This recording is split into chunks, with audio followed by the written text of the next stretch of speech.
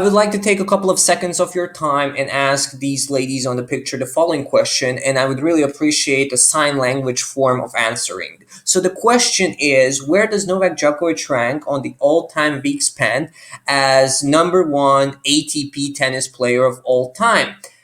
Thank you for your answer. He is #1 at being #1. 311 weeks. He just broke Roger Federer's all-time record. Some people thought it was never going to be broken, but here we go. And this video actually is going to be a prediction video. I would like to predict how many weeks Novak is going to be spending at #1. Is there going to be anybody else from the big three spending any time as the best tennis player of current time, and who is going to be the next #1? So I think my prediction is quite straightforward and easy. I look at these guys at the top of the ATP list, and I see a couple of scenarios, but the most realistic one to me is that Novak stays the #1 until the end of 2021, and I think Daniil Medvedev overtakes him at late 2022, really late 2022. Why? Here's why. I don't think that Daniil Medvedev has the play, has the tennis, has the skills to produce good to great results at clay. He has lost he has lost numerous time in the first round of Roland Garros. He does not have much success at clay, so I don't think that Daniil can have, because here's the thing.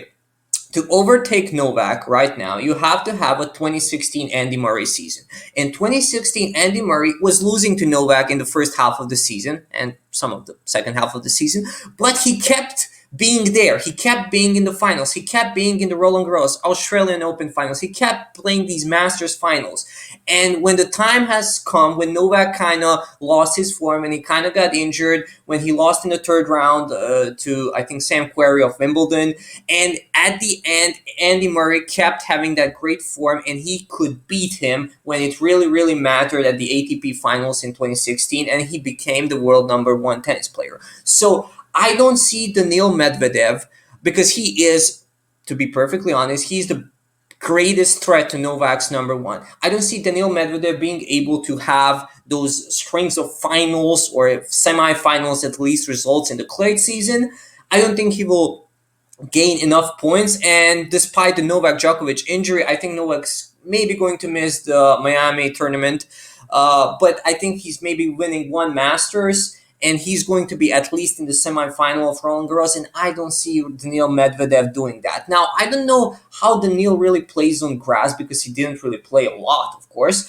I can see clearly Daniil having a great end of the season, and I can see Novak having sort of a signature, not really strong finish, tail off, maybe a little bit injured end of a season, but I see Novak retaining the #1 spot during the whole 2021 season. I don't see Rafael Nadal being #1 this year. Now, will Rafa ever be #1 again? I don't know. It's really a tough question. It's really a question.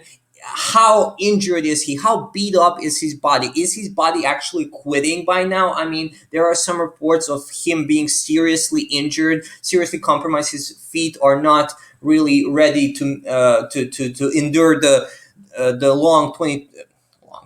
long tennis season, right? So I don't know if Rafa's ever going to be #1 again.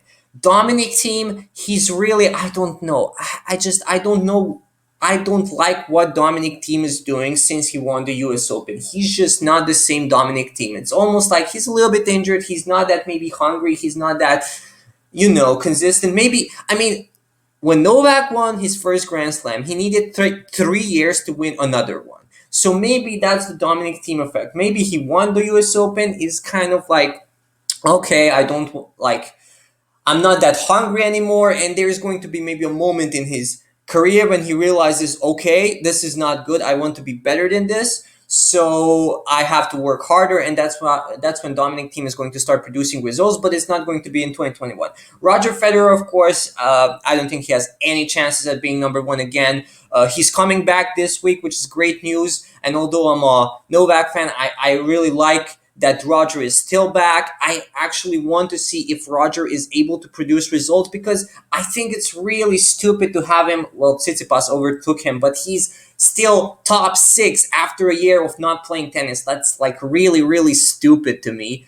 and I want to see if Roger has it. I want to see Roger being successful, but not beat Novak, of course, because I'm a Novak fan.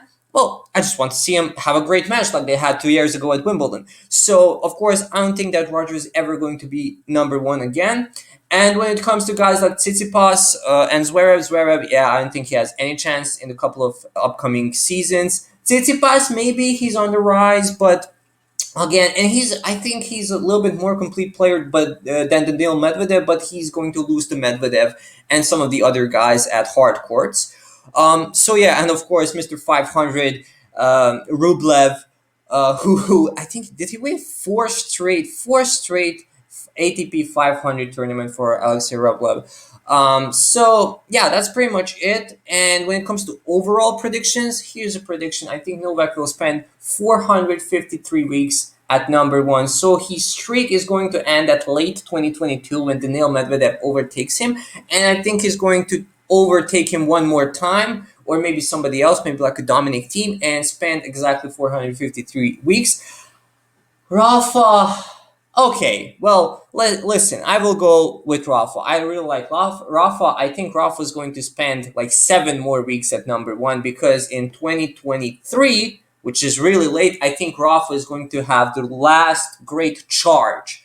And I think he's going to spend 7 more weeks at number one. Roger, I think it's pretty clear, 0.